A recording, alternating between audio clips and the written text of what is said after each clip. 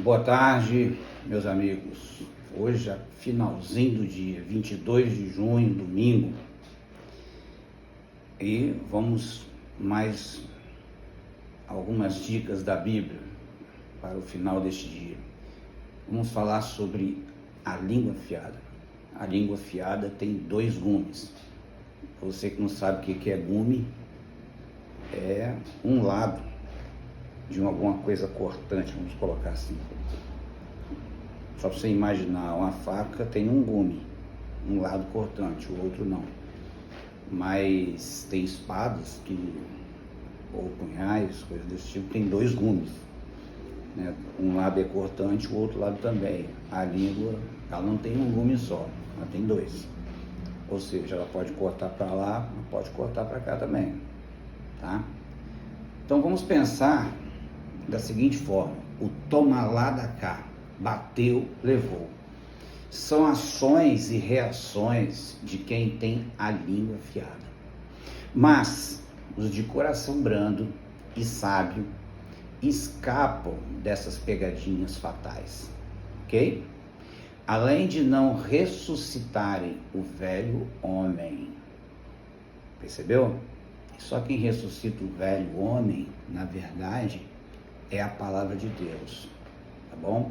Provérbios 15:01 diz o seguinte: a resposta branda desvia o furor, mas a palavra dura suscita a ira. Agora, eu acho interessante esse texto, porque hoje em dia, você dá uma resposta para alguém, a pessoa se irrita numa facilidade tremenda, né? E eu fico impressionado como as pessoas estão assim sensíveis, né? Por que será que elas estão tão sensíveis? Né? Será que elas estão com aquela, se eu vou lembrar aqui, uma síndrome que deixa a pessoa com a pele, a flor da pele, com a pele como se estivesse queimada. Qualquer coisinha que você fala, a pessoa fica apavorada, entendeu?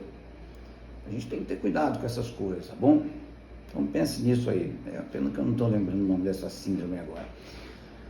No antes de tudo, o que se deve priorizar é o pessoal, o subjetivo, o que nos coloca em audiência, em evidência, em relevância, enfim. Qualquer coisa que nos torne popular, mas a prioridade é a prática de súplicas, orações para quem está já no topo, e muitas vezes é alguém que você nem gosta. Uma boa dica é começando a orar por mim, por você mesmo, pelos seus chegados. Eu vou fazer o mesmo, como sempre faço. Melhor orar e deixar quieto. 1 Timóteo 2:1-2 diz: antes de tudo, pois, exorto que se use a prática de súplicas, orações e intercessões. Tem nada a ver com a coisa voltada para você mesmo, tá bom?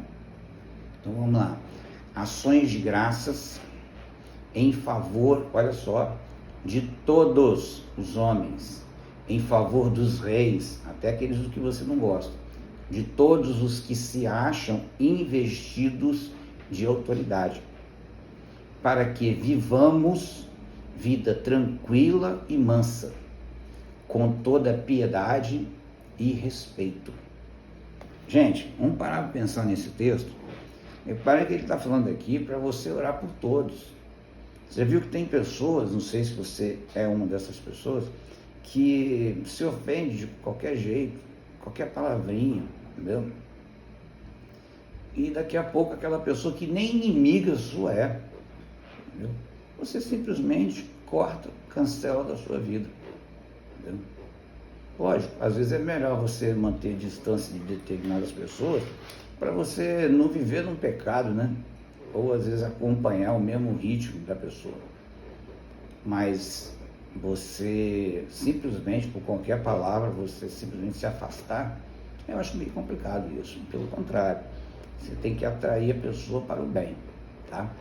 É interessante como o número, tá, 20 ultrapassa o 10. Eu lembro quando eu escrevi esse texto, algumas pessoas perguntavam assim, o que tem a ver o 20, o que tem a ver o 10?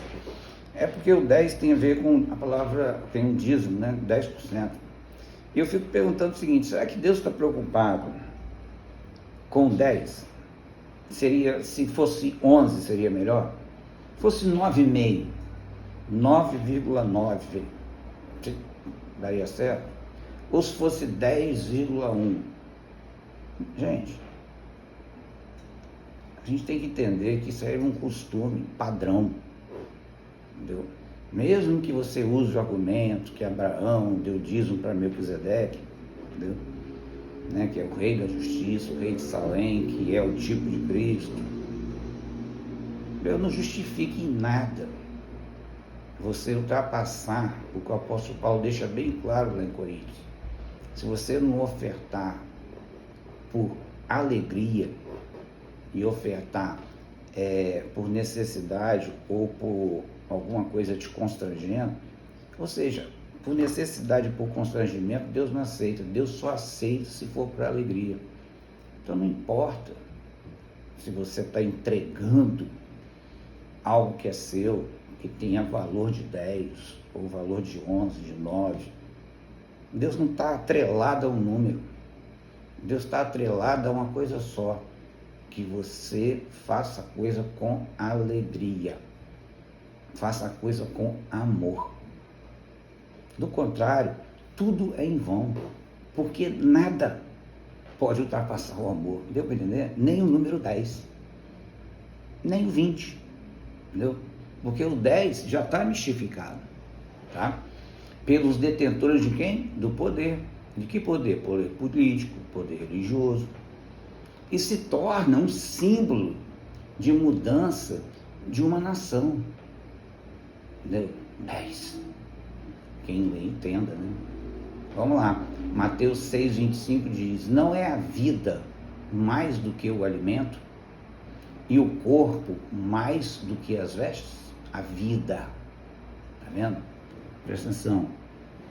O que Adão e Eva escolheram naquele dia lá no Éden, não foi a vida, não foi a árvore da vida.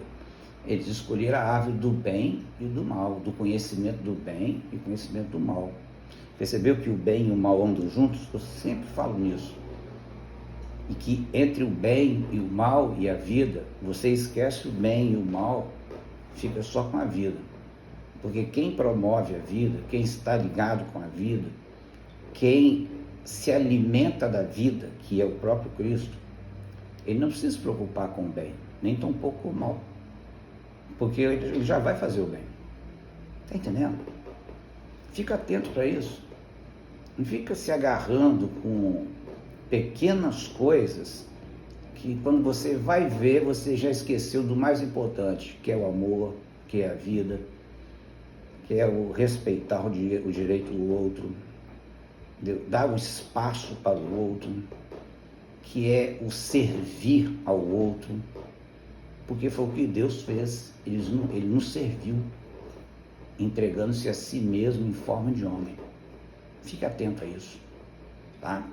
E com certeza a sua língua, lembra, ela pode cortar dos dois lados. Evite esse tipo de problema para você mesmo, ok? Então, fique na paz, em nome de Jesus. Amém.